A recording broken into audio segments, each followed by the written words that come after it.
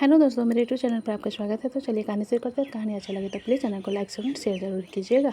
रात का वक्त था। प्रकृति की बात सुना अश्विन उसे बुरी तरीके से घूरते हुए बोला, व्हाट्स योर प्रॉब्लम? ज़्यादा कुछ नहीं, बस मेरे बेटे को मुझे वापस दो। प्रकृति ने सीधा सा जवाब दिया, जिसे सुन लावण्य अपने दांत पीसते हुए बोली, मुझे लगा सिर्फ तुम्हारा पति पागल है, लेकिन तुम तो उससे भी बड़ी पागल हो। हमारे बेटे को अपना बच्चा कह रही हो और ऊपर से अब कह रही हो कि ये वंशु है ही नहीं। लावण्य के बाद प्रकृति का चेहरा गुस्से से भर गया और वो उसे मारने के लिए आगे बढ़े। उससे पहले ही अश्विन के गाइस ने उसे पीछे कर दिया, जिसे देख महक डेविड से बोली, डेविड भैया आप इन लोगों से पूछताछ कीजिए, जब तक वो वापस नहीं आ जाते इन्हें हम यहाँ से बाहर नहीं जाने दे सकते। महक के बाद लावण्य गुस्से से बोली, सबको अपनी तरह यूजलेस संती हो क्या, जिनके पास फ्री का वक्त हो। लावण्य का इतना कहते ही महक एक झनाटेदार थप्पड़ उसके गाल पर मार उसके बाल को कस कर पकड़ते हुए अपने दांत पीस कर बोली, किसे फ्री कहा तुमने? मैं कम से कम उन लोगों में नहीं हूँ जो दूसरे के बच्चे हड़प कर खुद को माँ बाप कहते हैं। महक के बाद लावण्य की आंखों में नफरत उतर आई और वह महक को खुद से दूर धकेलते हुए, तुम्हें क्या पता है एक माँ ना बनना कितना बड़ा अभिश्राप है?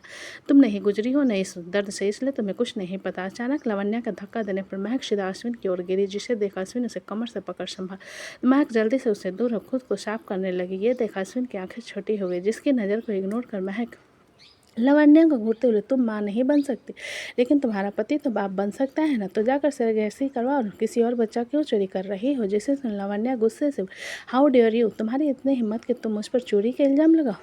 तो सुनो, विध्वंस भले ही मेरे खून ना हो, लेकिन मैं उसे बहुत प्यार करती हूँ और मैं उसे चोरी नहीं की, उसे ऋतिक ने उसे खुद मुझे दिया था।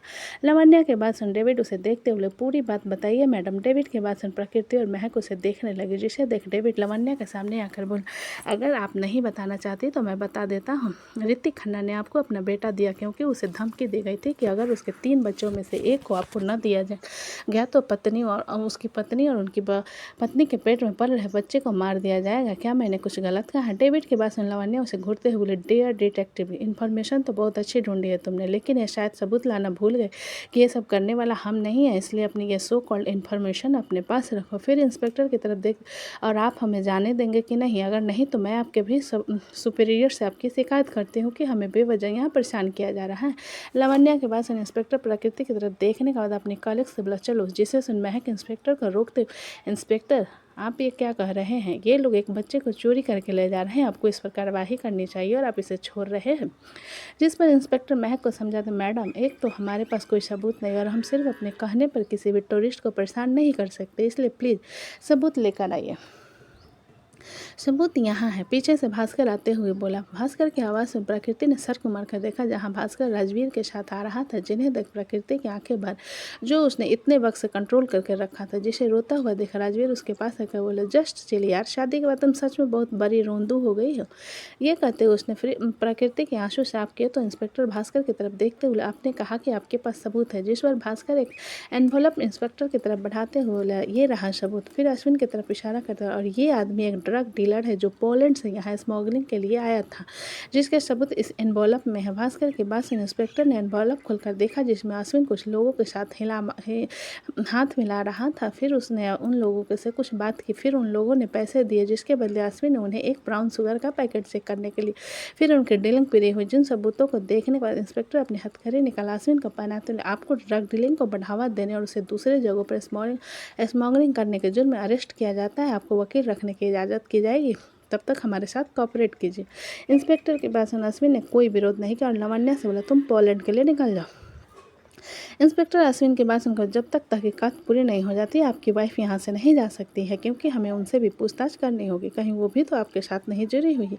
जिसे सुन लावण्य इंस्पेक्टर से बोले, मैं वैसे भी नहीं जाऊँगी इंस्पेक्टर, जब तक मेरा पति यहाँ से बाइज्जत बरी ना हो जाए नहीं हो जाता। लावण्य के बाद सुन अश्विन उसे माथे को चूमते हुए महक के बगल से होकर गुजरते उसके कान में कुछ कहा, जिससे सुन महक की आंखें बड़ी हो। जिसे एक नज़र देख अश्विन होठों पर तिरछी मुस्कान ले वहाँ से इंस्पेक्टर के साथ चला गया, जिसके जाने के बाद महक घबराहट में डेविड को देख फार्म हाउस में सिक्योरिटी के लिए कौन है? डेविड महक के बाद सुनकर वहाँ इस वक्त चित्रांग गया था बच्चों को लेकर, क्योंकि एकांत से रो रहा था। जिसे सुन महक बाहर की तरफ भागते हुए, वहाँ बम लगाया गया है, इन लोगों ने जल्दी से उन सबको बाहर निकालने के लिए कहो, इससे पहले कि कुछ बुरा हो जाए। महक के बाद सुन उन लोगों की आंखें बड़ी, अगर वो लोग भी उससे पीछे। जिसे देख लावण्य प्रकृति के हाथ को पकड़ उसके कान में आकर बोली, यहाँ तुम्हारे बच्चे मरेंगे और वहाँ तुम्हारे पति, बचा सको तो बचा लो अपने तीनों बच्चों को। प्रकृति जहाँ इतना कहकर लावण्या ने उसे झटके से छोड़ दिया तो प्रकृति उसे घबराहट में देखते हुए बाहर की तरफ भागी। जिन्हें जाता हुए देख लावण्या तिरछी मुस्कान के साथ अपने गार्ड्स की तरफ देखते हुए बोली, शारंग और खन्ना सबको मार दो। गार्ड्स लावण्या के बाद सुन अपना सर हिलाते हुए वहाँ से चले। जिनके जाने के बाद लावण्या अपने पॉकेट से सिगरेट निकाल जलाने के बाद एक कस भर धुआं छोड़ते हुए बोली, वेट एंड सी, क्या होता है। इतना कहते हुए लावण्या तिरछी मुस्कान के साथ एयरपोर्ट से बाहर की तरफ चली गई। इधर रीति के फार्म हाउस में समृद्धि वैशाली के पेट को सहला रही थी, जिसे देखा व्यक्त अपनी आंखें चढ़ाते हुए वैशाली से बोली, चाची, मॉम और डैड दोनों घर में नहीं है, सिर्फ दादियाँ और दादू हैं, आप यहाँ क्या कर रही हो। अब व्यक्त के बाद वैशाली मुँह बनाते, तो तुमको यहाँ आने के लिए किसने कहा, तुमको भी रहना चाहिए था ना माँ और काकी सासू के साथ। आदित्य वैशाली की बात सुनकर बोली, वैशाली दीदी, बिप्लो अपने पागल को लेकर डेट पर गया और माही दीदी हॉस्पिटल में है, विक्की भैया और वर्षा दीदी भी ऑफिस से वापस नहीं, शोभित जी घर में नहीं है, तो सोचा यहाँ आकर आप सबसे मिल लूँ। वैशाली आदित्य के बाद सुन उसके सिर पर टपली मारते हुए, क्या हम सामने होशियारी, हमको यहाँ आए सिर्फ 5 घंटा हुआ है और तुम हमको मिस कर रहे थे। अभी वैशाली कह रही थी तब दैविक मुँह बनाकर नीचे आते बोला, अंश कहाँ है। दैविक के बाद सुना व्यक्त उसे देखते बोले, तुम लोगों के साथ था ना, तो तुम्हें ज़्यादा पता हो। दैविक का व्यक्त के बाद सुनकर बोला, हम तो हाइड एंड सीक खेल रहे थे, पता नहीं कहाँ चला गया। शिवांश दैविक की बात सुनकर बोला, अच्छा ठीक है, मैं उसे ढूंढ कर लाता हूँ, तुम लोग परेशान मत हो। इतना कहकर शिवांश ऊपर की तरफ चला। जब वैशाली का फ़ोन उसने देखा तो प्रकृति कॉल कर रही थी, जिसे देख वैशाली जल्दी से कॉल अटेंड कर कान में लगाते हुए, हेलो, तुम लोगों को और कितना टाइम लगेगा। जिस पर दूसरी तरफ से प्रकृति पैनिक होते हुए, वैशाली प्लीज़ जल्द से जल्द घर से निकलो। प्रकृति के बाद से वैशाली कन्फ्यूज होते हुए, क्या हो गया, घर से काहे निकाल रही हो हम भाई, हम तुम्हारा इंतज़ार कर रहे हैं। प्रकृति वैशाली की बात सुनकर बोले, फार्म हाउस में बम रखा गया है, प्लीज़ आलिया और बच्चे को लेकर जल्दी से निकलो। ये सुन वैशाली का दिमाग ब्लैंक हो गया और वह जल्दी से फ़ोन नीचे रख सब लोगों की तरफ देखते हुए बोली, सभी जल्दी निकलो यहाँ से। चित्रांग वैशाली की बात सुनकर बोला, क्या हो गया, किसका फ़ोन था। जिसके जवाब में वैशाली अब्रक्त और समृद्धि को बाहर की तरफ धकेलते हुए बोली, जाओ यहाँ से। फिर चित्रांग की तरफ देख प्रकृति ने फ़ोन करके कहा कि बम लगा है यहाँ पर, कभी भी फट सकता है, सबको लेकर निकलो, हम आलिया को बुलाकर लाते हैं। इतना कहकर वैशाली ऊपर की तरफ चली गई। वहीं वो दोनों भी घबरा गए और अदिति जल्दी से त्रिजल और प्रणव को उठाकर बाहर की तरफ भागी, जिसे देख चित्रांग अद्विक और संगीति को लेकर बाहर की तरफ, तो दैविक इधर उधर भागते हुए चिल्लाया, अंश अंश कहाँ हो तुम। दैविक अभी चिल्ला ही रहा था। उस पर फार्म हाउस में एक कमरे में जोरदार ब्लास्ट हुआ। ये देखकर दैविक बुरी तरीके से डर गया। तो ऊपर से शिवांश वैशाली और आलिया के साथ जल्दी से नीचे आते हुए वैशाली से बोला, चाची आप निकलो प्लीज़। आलिया दैविक को अपने गोद में उठाकर वैशाली से बोली, वैशाली चलो यहाँ से। जब ऊपर के कमरे में फिर से ब्लास्ट हुआ था, वैशाली शिवांश के हाथ को पकड़ते हुए बोली, चलो। जिस पर शिवांश अपना हाथ छोड़ाते हुए, अंश यहीं पर है, मैं उसे छोड़कर नहीं जा सकता। वैशाली शिवांश की बात पर गुस्से से बोले, हम उसे लाते हैं, तुम निकलो यहाँ से। इतना कहकर वैशाली किचन की तरफ भागी, जिसे देख शिवांश दूसरे कमरे की तरफ भागा और आलिया दैविक को नीचे उतारते हुए बोली, दैविक तुम बाहर जाओ, संगति के साथ रहना। आलिया की बात पर दैविक रोते हुए बोली, मम्मी मुझे डैड के पास जाना है। ये आलिया उसके चेहरे को पकड़कर बोली, प्लीज़ बेटा बाहर जाओ, मैं बाहर आ रही हूँ, तुम्हारी मम्मी बाहर है। ये कहते हुए आलिया ने दैविक को बाहर की तरफ धकेल दिया और खुद वैशाली के पीछे चली आई। जब नीचे के कमरों में ब्लास्ट होने लगा तो आलिया वैशाली के हाथ को पकड़ते हुए बोली, वैशाली चलो यहाँ से, अंश बाहर चला गया होगा, वो बहुत ब्रेव है, चलो। इतना कहकर आलिया वैशाली को खींचते हुए किचन से बाहर ले आई और शिवांश को आवाज़ लगाते हुए बोली, सीयू चलो, अंश बाहर होगा। जिसे सुन शिवांश उसकी तरफ आ गया और वैशाली को पकड़ते हुए बोला, चलिए चाची। वैशाली को डर के कारण अपने पेट में दर्द महसूस हो रहा था। वो लोग एंट्रेंस के पास पहुंचे जब वहां पर रखा फ्लावर वास में ब्लास्ट हुआ, जिस कारण आग की लो सीधा वैशाली के पीठ पर लगी और धक्के के कारण तीनों बाहर की तरफ गिर गए। जिसके साथ ही वैशाली की एक दर्द भरी चीख मुंह से निकली, जिसे सुनकर अदिति और चित्रांग उसकी तरफ भागे। जब उस एरिया से बाहर महक की गाड़ी और वो डेविड के साथ भागते हुए अंदर आए। वैशाली की हालत देख जल्दी से डेविड से बोली, इसे हॉस्पिटल लेकर जाओ। अव्यक्त महक को देख रोते हुए उसके पास आकर बोला, मॉम अंश नहीं मिल रहा है।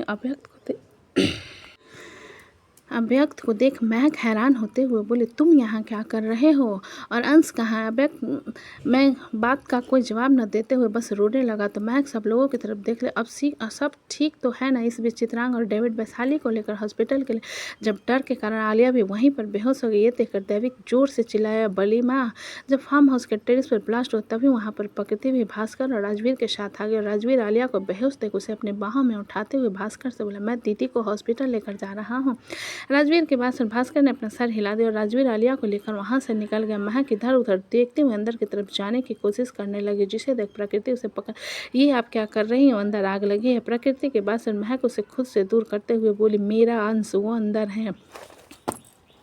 एक कहते हुए महक की आंखों से आंसू आने लगे और अंदर की तरफ जाने की कोशिश करने लगी, जिस पर भास्कर उसके हाथ को पकड़ते हुए, मिसेस सारंग फिक्र मत कीजिए, उसे कुछ नहीं होगा, मैंने फायर ब्रिगेड को कॉल कर और वो आता ही होगा। भास्कर के बाद सुन महक उसे अपने हाथ को छुड़ाते हुए बोले, मेरे बच्चे को मुझे ढूंढना है। आदित्य महक के बाद सुन रोते हुए उसके हाथ को पकड़ कर बोली, दीदी प्लीज़ आप अंदर मत जाओ। आदित्य के पास महक वहीं घुटने का बल बैठ कर रोने लगी। जब फार्म हाउस के बैकवर्ड तरफ से एकांश के चिल्लाने की आवाज़ सुनाई दी, जिससे सुन महक के कान खड़े हो गए और वो जल्दी से उठकर उस तरफ भागी तो देखा एकांश वहाँ पर अपनी उम्र के एक बच्चे को पकड़कर खड़ा हुआ था और उसके हाथ में लाल निशान था, जैसे आग के लौ उसके चमड़ी को जला चुकी थी। एकांश की आंखों से दर्द के कारण आंसू निकल रहे थे और वो जो बच्चा था वो बेहोश पड़ा हुआ था। जब उसकी नज़र महक पर गई तो वो दर्द से रोते हुए, इट्स पेन मॉम, जिससे सुन महक दौड़कर उसके पास आंखों में आंसू लिए एकांश को अपने सीने से लगाकर बोली, तुम ठीक हो ना। जिस पर एकांश उस लड़के को छोड़ महक से लिपट कर रोते हुए, मेरा हाथ दुखता है। ये सुनकर महक ने एकांश के हाथ की तरफ देखा, जहाँ पर उसका हाथ जल गया था, जिसे देखते हुए महक एकांश को अपनी गोद में उठा उसे बच्चे को भी एक हाथ से उठाने की कोशिश करते हुए पकड़कर थोड़ा दूर आ गई। जब बेसमेंट के अंदर एक धमाकेदार ब्लास्ट हुआ, जिसे देख महक के शरीर में डर के एक सनसनाहट फैल कर उसे कस कर एकांश को उस बच्चे को गले से लगा लिया। जब धीरे धीरे उस बच्चे की आंख खुलने लगी और उसने अपने काली आंखों से सबसे पहले एकांश के रोते हुए चेहरे को देखा तो वो धीरे से बोला, why do you cry all the time. उसकी आवाज़ सुन एकांश रोते हुए महक से लिपट कर बोला, मॉम आई वांट डैड। जब वहाँ पर प्रकृति पे भागते हुए आ गए, जब उसकी नज़र महक की गोद में बैठे विध्वंस पर गई, उसकी नज़रें विध्वंस पर रुक सी गई। विध्वंस ने एक नज़र प्रकृति की तरफ देखा तो प्रकृति के दिल की धड़कन बढ़ गई, क्योंकि उसे ऐसा लगा जैसे ऋतिक ने उसे देखा, जिसे देख प्रकृति की आंखों से आंसू। महक प्रकृति को देख, इसे पकड़ो और चलो निकल तो हैं यहाँ से। ये सुनकर प्रकृति जल्दी से महक के पास आकर उसके गोद से विध्वंस को लेकर उसके पूरे चेहरे को चूमने लगी तो विध्वंस उसके चेहरे को खुद दर्द से दूर करते हुए, यह स्टॉप किसिंग में। प्रकृति विध्वंस की बात सुनकर, ठीक है तुम ठीक हो ना, तुम्हें कहीं लगी तो नहीं। विध्वंस प्रकृति के बाद उसकी तरफ अजीब नज़रों से देखने और इधर उधर देखते, where is my mom dad. जिस पर प्रकृति विध्वंस के चेहरे को पकड़ अपनी तरफ करते हुए, मैं तुम्हारी मॉम हूँ, आई एम योर मदर। विध्वंस प्रकृति के बाद उसे घूरते हुए बोला, aunty where are you mom and dad. महक विध्वंस की जिद को देखते हुए प्रकृति से, उसे धीरे से आदत हो जाएगी, अभी हम हॉस्पिटल निकलते। इतना कहकर महक एकांश को लेकर सब लोगों की तरफ चली आई। अव्यक्त एकांश को देखकर उस पर चिल्लाते हुए बोला, तुम इतनी बदमाशी क्यों करते हैं। एकांश अव्यक्त के चिल्लाने पर उसे इग्नोर कर महक से लिपट कर रोते हुए बोला, दर्द कर रहा है। जिसे सुनकर महक अव्यक्त की तरफ देखकर बोली, उसके हाथ में लगी है, तुम उस पर गुस्सा करना बंद करो और चलो हॉस्पिटल चलते हैं। अव्यक्त महक के बाद सुन अपना सर हिला दिया और सब लोग वहां से हॉस्पिटल के लिए निकल गए। इधर आंध्रा हॉस्पिटल में विजयवाड़ा रीति को वेंटिलेटर में रखा गया था, क्योंकि उसे सांस लेने में दिक्कत हो रही थी। उनका सबका फ़ोन बंद था, जिस पर अमृत अपना फ़ोन वहाँ लेकर आते हुए मृत्युंजय से बोला, मैं वैशाली को फ़ोन करके कह देता हूँ कि हम कल सुबह आएंगे। मृत्युंजय अमृत की बात सुनकर बोला, तुझे अभी भी डर लग रहा है क्या। जिसके जवाब में अमृत अपना सर नहीं में हिलाकर बोला, मैं क्यों डरने लगा और मैं क्यों डरूंगा। शोभित अमृत की बात सुनकर मुंह बनाते हुए बोला, जब उसने गला काटा लड़की की तरह मुझसे चिपक गए थे और कहते हो आपको क्यों डर लगेगा। इतना ही झूठ बोलो ना यार, जितना सह सके हम लोग। शोभित की बुराई को सुन अमृत अपने दांत पीसते हुए बोला, मैं रोज़ खून खराबा देखता हूँ और मुझे नहीं पसंद। ये सब तुम लोगों के कारण आ गया था मैं यहाँ, वरना उस गुंडे को तो देखना भी मुझे नहीं पसंद। जिसकी बात को इग्नोर कर मृत्युंजय शोभित से, मैं यहाँ ऋतिक के साथ हूँ, तुम लोग हो सके तो मुंबई के लिए निकल जाओ। मृत्युंजय की बात पर शोभित अपना सर नहीं में हिलाते हुए बोला, नहीं मैं आपको छोड़कर नहीं जा सकता। अमृत उन दोनों का मुंह बना कर देखने के बाद अपना फ़ोन ऑन करने लगा। जैसे ही उसका फ़ोन ऑन हुआ, नोटिफिकेशन की बरसात आ गई, जिसे मृत्युंजय और शोभित भी सुन पा रहे थे। जिस पर अमृत फ़ोन को देखते हुए बोला, यार घर से इतना कॉल क्यों आया है, कहीं वैशाली को कुछ नहीं हो गया। इतना सोचते हुए अमृत जल्दी से कॉल बैक कर दिया तो मृत्युंजय और शोभित ने भी अपना फ़ोन ऑन कर लिया। उन दोनों के फ़ोन पर भी काफ़ी सारे नोटिफिकेशन आ रहे थे। अमृत ने जब घर में कॉल किया तब किसी ने कॉल अटेंड नहीं किया, जिसे देख अमृत ने अदिति को कॉल किया। जब दूसरी तरफ से अदिति कॉल अटेंड करते हुए बोली, भैया। अदिति की आवाज़ सुन अमृत जल्दी से बोला, क्या हुआ घर में, फ़ोन कर रहा हूँ तो कोई फ़ोन नहीं उठा रहा है, सब ठीक तो है ना। जिसे सुन अदिति दूसरी तरफ से रोते हुए बोले, ऋतिक भैया के फार्म हाउस में बम ब्लास्ट हुआ है। अदिति के बाद सुन अमृत का दिमाग शून्य पड़ गया और वो हैरान होते हुए बोला, ये तुम क्या कह रही हो, सब ठीक तो है ना। अमृत को परेशान में देख शोभित परेशान होते बोले, क्या हुआ, सब कुछ ठीक तो है ना। जिसकी आवाज़ सुन दूसरी तरफ से आदित्य रोते हुए बोले, शोभित जी, ऋतिक भैया के घर में बम ब्लास्ट हुआ है और वैशाली दीदी को धक्का लगा है। ये सुनकर अमृत डर से कांप उठा और जल्दी से बोला, वो ठीक तो है ना, मैं आ रहा हूँ, तुम लोग कहाँ हो। आदित्य अमृत की बात सुन बोले, हम लोग सिटी हॉस्पिटल में हैं, डॉक्टर वैशाली दीदी की डिलीवरी की तैयारी कर रहे हैं। जिसे सुन अमृत कुछ कहने लगा, तब उसका फ़ोन अचानक से डिस्कनेक्ट होकर बंद हो गया और ये देखकर अमृत गुस्से से फ़ोन पटकते हुए मृत्युंजय से बोला, मैं जा रहा हूँ। मृत्युंजय अमृत को परेशान देखकर बोला, क्या हुआ है। जिस पर अमृत आंखों में नमी लिए बोला, मैं कभी भी उसके साथ नहीं रह पाता। ऋतिक के घर में बम ब्लास्ट हुआ है और उस वक्त वहाँ वैशाली भी थी, जिस कारण उसका लेबर पेन शुरू हो गया है। अमृत की बात सुन मृत्युंजय कुछ कहता उससे पहले उसका फ़ोन बजने लगा, जिसे देख मृत्युंजय कॉल अटेंड करते हुए शोभित और अमृत से बोला, तुम दोनों इसी वक्त मुंबई के लिए निकलो, मैं सुबह तक वहां पर पहुंच रहा हूं। ये कहते हुए मृत्युंजय ने फ़ोन कान में रखा और कहा, हेलो। जिस पर दूसरी तरफ से हंसने की आवाज़ आई, जिसे सुनकर मृत्युंजय गुस्से से बोला, कौन है। जिसके जवाब में दूसरी तरफ से एक आदमी ने कहा, सच में तुम्हारे घर में बड़े मजबूत लोग हैं, तुम्हारी बीवी और बच्चे तो बच गए, लेकिन तुम अपने माँ और बाप को कैसे बचा पाओगे, तो जो तुम्हारे बिला में तुम लोगों का इंतजार कर रहे हैं। जिसे सुन मृत्युंजय अपने दांत पीसते हुए बोला, अगर मेरे घर वालों को कुछ किया तो मैं तुम्हें ढूंढ कर जान से मार दूंगा। ये सुनकर दूसरी तरफ से वो आदमी फिर से हंसते हुए बोला, हाँ, पहले मुझे ढूंढ तो लो, फिर मारना, लेकिन उससे पहले अपने घर वालों को बचा कर दिखाओ। टिक टिक 1, टिक टिक 2, टिक टिक 3, बुम। इतना कहकर उस आदमी ने हंसते हुए कहा, कॉल कट कर दिया। जिसे देख मृत्युंजय जल्दी से हेलो, लेकिन कॉल कट हो चुका था। उसके चेहरे का भाव देख शोभित परेशान होकर बोला, क्या हुआ भाई। मृत्युंजय जल्दी से घर के नंबर पर कॉल करते हुए, शोभित से मैं कह रहा हूँ ना तुम लोगों से, जाओ यहाँ से। जब दूसरी तरफ से निर्जला कॉल अटेंड करते, हेलो। जिसकी आवाज़ सुन मृत्युंजय घबराहट में, माँ प्लीज़ मेरी बात सुनिए, घर से निकलिए प्लीज़, वहाँ पर बम रखा गया है।